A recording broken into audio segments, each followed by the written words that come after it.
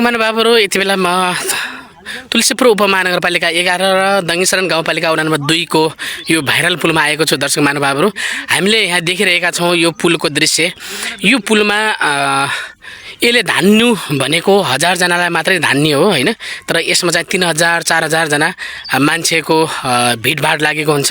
यो विषयमा हामी यहाँका स्थानीयसँग केही कुराकानी गर्न गइरहेका छौँ।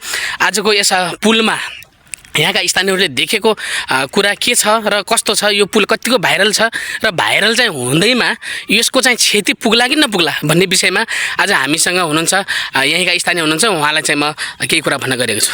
नमस्ते हजुर। नमस्कार। हजुरले यो भाइरल पुल हुँदै गर्दा यहाँ चाहिँ भिडभाड धेरै लागेको अवस्था देखिन्छ हैन, यो विषयमा तपाईँ के भन्नुहुन्छ? यो पुलले चाहिँ क्षमताभन्दा बढी मान्छे बोकेन र यो पुलले? सर 991 जना धान्ने क्षमता हो, क्षमताभन्दा बढी भयो।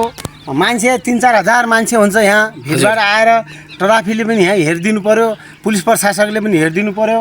यहाँका बोल्डोहरू छैन, एउटा संरक्षण मान्छे चाहिएको छ, या नगरपालिकाले राख्ने या गाउँपालिका राख्ने, एउटा तलब राखेर संरक्षण गर्ने मान्छे, फोहोर मैला उठाउने, यसका बोल्डोहरू हेर्ने, बोल्डो निकालेर लग्याछन्। त्यहाँ बिचमा अहिले त जाली पनि कटिया छ, पुल लच्किएर लरा छिना शोभाघाट जस्तो हुन लाग्यो। सब प्रशासकले हेरिदिनु पर्यो र यसको लागि बाटो पनि अलिकति रोड पनि चाख्लो गराउनु पर्यो। यो हाम्रो तुलसीपुर मोतीपुर प्लस सडा डाँडा दङ्गीशरण 2 सरवा डाँडामा जोड्ने पुल लाई राम्रोसँग सरकारले कुन निकाले हुन्छ राम्रोसँग हेरिदिनु पर्यो सर।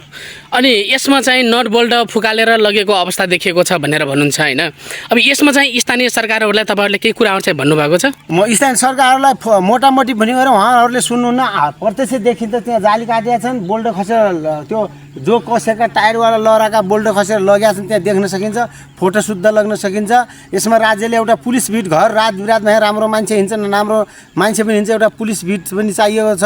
पुलिस बिट भन्ने सानो घर र एउटा सोलरको पाता या बल्ब राखेर माथि वारिपारि एउटा पारी एउटा वारी गरेर यसमा रात दिन हेर्नु पर्यो। मान्छेको भिडभाड भयो, राम्रो मान्छेलाई पुलिस बिट घर भयो भनेपछि मन ठुलो हुन्छ, चोरी डकैतीको लागि त्रास हुन्छ र यो राज्यले हेरिदिनु हुने हो।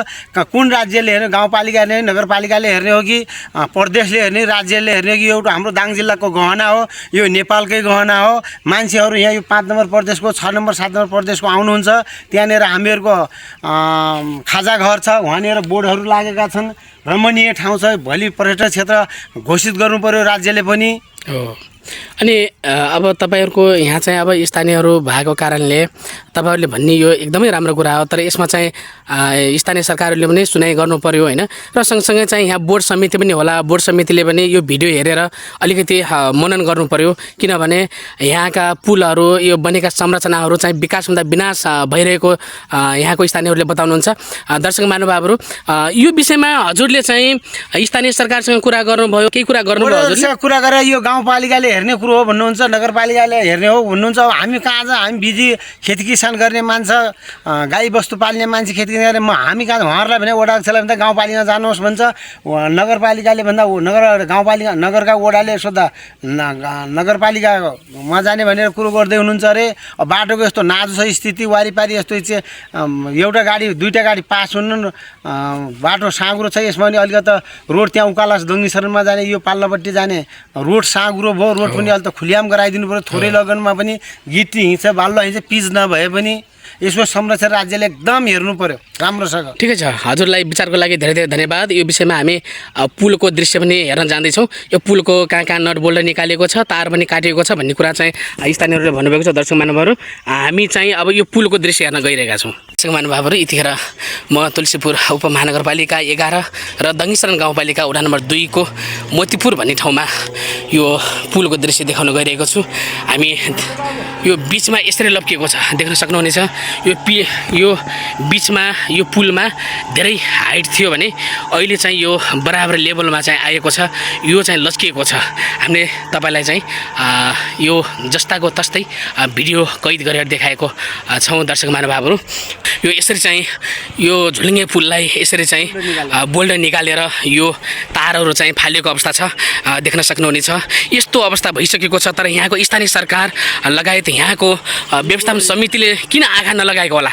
यसरी चाहिँ पुल चाहिँ तारहरू निकालेर बाहिर फालिएको छ। दर्शक महानुभावहरू, यसको लागि स्थानीय सरकारले पहल गर्नु पर्यो र यहाँको व्यवस्थापन समितिले पनि पहल गर्नु पर्यो। म तपाईँलाई यो देखाइरहेको छु। यो कुनै चाहिँ विकास हो, यो भाइरल भएको कुनै अर्थ रहन्छ? यो तपाईँले चाहिँ यो यहाँको स्थानीय सरकारले हेर्नु पर्यो कि परेन? यसमा आँखा लगाउनु पर्यो कि परेन? यो भाइरल मात्रै पैसा मात्रै हेरेर चाहिँ नहोला जस्तो लाग्यो मलाई। यहाँ देख्न सक्नुहुनेछ, यसरी चाहिँ जाली काटेर यसरी चाहिँ नट बोल्ट छोड्यो भने यो भाइरल होला त? अब यो केही दिनमा यो बन्द पनि हुनसक्छ, किनकि यहाँबाट आवाज जात नै भएन भनेपछि त बन्द पनि हुनसक्छ। यसको लागि व्यवस्थापन कसले गर्ने त? यसमा आँखा लाग्ने कि नलाग्ने स्थानीय सरकारको? यो देख्न सक्नुहुनेछ, तपाईँलाई मैले देखाइरहेको छु यो दृश्यहरू। यो एकपटक यहाँ आएर स्थानीय सरकार र यहाँको व्यवस्थापन समितिले यसलाई चाहिँ अनुगमन गर्नु पर्यो। धन्यवाद।